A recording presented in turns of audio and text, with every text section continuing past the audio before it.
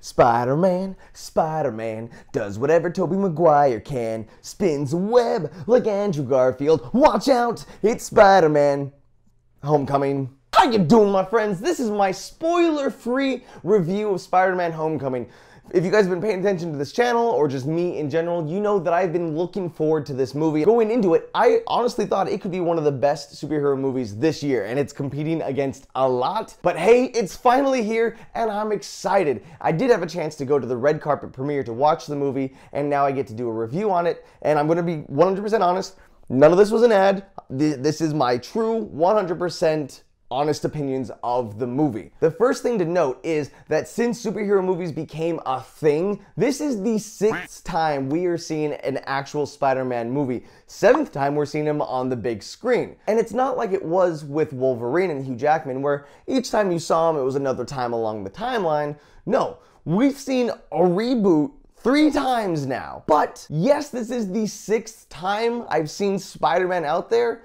This 100% felt like a very different Spider-Man movie. And I really do think it was a great idea for Marvel and Sony to show Peter Parker in high school, because it really gave us a chance to see a very different version of this character. It wasn't just like the first act of the movie where he gets through school and then the rest of the movie happens. No, you actually get to see the duality between Peter Parker and Spider-Man, and see what a teenager, an awkward teenager, would be like if he was bestowed all these great powers. In fact, it was so refreshing to see a Spider-Man movie, or just a superhero movie, where they didn't have to go back and rehash the entire origin story. And I loved seeing a superhero movie where the studios didn't have to hold the hand of the audience as they walked through their movie. I knew who Spider-Man was, the audience knew who Spider-Man was. Great. Everything you know about Spider-Man, now he's in high school, here's the story. And speaking of Peter Parker in high school, Tom Holland did an amazing job. He really did find a way to bring that dorky, yet still a little quirky version of Peter Parker that we can all relate to, and brought him out and made him perfectly. Hands down, I do think that this is the best actor that it's taken Peter Parker so far. Don't get me wrong, I do think that Tobey Maguire and Andrew Garfield both brought great things to either Peter Parker or Spider-Man at different times in this character's life, but I think overall as a whole, Tom Holland killed it as Spider-Man. And before I get into some of the negative things about the movie, some of the stuff that I really loved was the fact that they were able to meld the Spider-Man Ultimate Universe and the normal verse all in one movie. So it's much like in the comics now, where you don't have an Ultimate Verse and you don't have a normal verse, it's all just one thing, and they did that in the movie. It reflected really well. For example, in the trailer you see that he has his best friend that he's talking to, and as from the trailer knows Peter Parker is Spider-Man and vice versa. That's actually pulled from the Ultimate comics, where Miles Morales had his friend kind of know what was going on, and they got a little meta with it at times, but it was great. I don't know if you saw a past video of mine where I talked about things that DC was doing better than Marvel, one of which was their trailers. DC never shows anything too much in their trailers now. They learned from BVS. And then when I saw the Spider-Man Homecoming trailer, I was like, oh man, they showed me everything. They showed me the whole movie. I now know what acts 1, 2, and 3 are. Like, I wasn't as excited going into this. Though, now that I've seen the whole movie, I do think it's safe to say that what you see in the trailer, yes, is a good outline of what happens in the movie, but it really doesn't give too much away. There are lots of twists and lots of turns and lots of scenes that were completely left out. A lot of action was not put in the trailer, and I really respect that. I think that was awesome. It was very surprising to go into the movie and think that I saw everything already, and there was stuff that I was laughing at, I was cheering along with, and it was just good. There was a lot that was kept out of trailers, and I'm very happy to see that. I was also worried that this was going to be a Tony Stark Iron Man movie. I'll be honest, Robert Downey Jr. had his moments in this movie. He's a great character that I love to watch, but at the same time, this was not an Iron Man movie. This was 100% Spider-Man's movie. It was his story. Tony Stark was really just used as a character to help motivate Spider-Man to want to achieve more, and used as a catalyst to kind of progress Spider-Man as a whole. Also, on the big screen, I think this is one of Marvel's best villains that we've had to date. I think that David Tennant as the Purple Man in Jessica Jones, that was one of my favorite villains in anything. But as for Marvel Cinematic Universe, you had Michael Keaton as Vulture.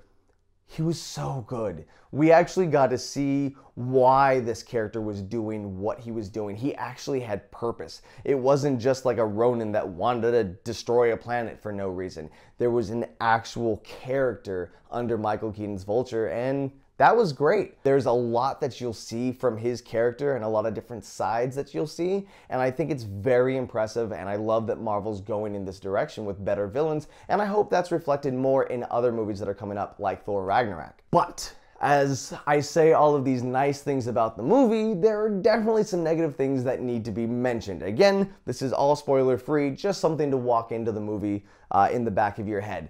I did think that some of the dialogue was really, really cheesy. And not just, hey, this movie takes place in high school cheesy. I think that some of the dialogue was a little forced and maybe just kind of thrown in there. There were also, I wouldn't say plot holes per se, but there were some situations where I'm like, why are we just accepting that this is happening on camera right now? It doesn't necessarily make sense. For example, there's some bad guys that are wandering around in a location and no one's really paying any attention to them. They're just kind of doing their thing, and they really didn't belong there. They definitely stood out in this location, and I'm like, really? This is okay? All right, it gives conflict. It's moving everything along, so I guess that's okay. Right? But other than just some small moments like that, I thought it was well done. The story structure was great. We really did have a good beginning, middle, and end in the superhero movie, and sometimes that's not something you get, especially from the first of a movie franchise. Also, something that I thought was very unique about Spider-Man Homecoming that really gives it a different twist versus other Spider-Man movies. We got to see Spider-Man in different locations. Even in the trailer, you see him in other spots you normally wouldn't see Spider-Man. And I thought that was really neat because you see this character having to deal with environments that might not work out in his favor. So seeing Spider-Man out of his element a little bit, not only did this lead to good conflict every now and then, but it also led to some really funny moments in the movie that gives you a good laugh. And then finally, the thing that I really want to talk about that I think makes this movie fantastic. Normally in superhero movies, you have a character, and how it works out is he gets powers, he learns how to use the powers, and then he goes and saves the day. That's the story structure for a lot of Marvel movies. With this Peter Parker, again, he's in high school, he's a teenager, and there's certain characteristics about a teenager that just makes you want to slap him a little bit. The fact that they think that they know everything, the fact that they think that they're invincible. And when you give a teenager with that kind of mindset actual superpowers, that can lead to some bad situations. And I think that was really great to see with this character is when Spider-Man goes to save the day, like even with the trailer, with when he's trying to save the boat and Tony Stark has to scorn him. Peter Parker thinks he's a great, powerful superhero and that he doesn't need anyone watching over his shoulder and that he can do anything. If there's a bad guy up in the sky, he can stop him. And that's not the case. He might be successful here and there. There is constantly a lot of, let's call it collateral damage in these situations. And I respect that. That added a lot of depth and a lot more to this character that we haven't seen before. And I love that they went there with it. Even though you're a superhero and you have these superpowers, that doesn't mean that you yourself are super. Was it my favorite superhero movie of all time? No.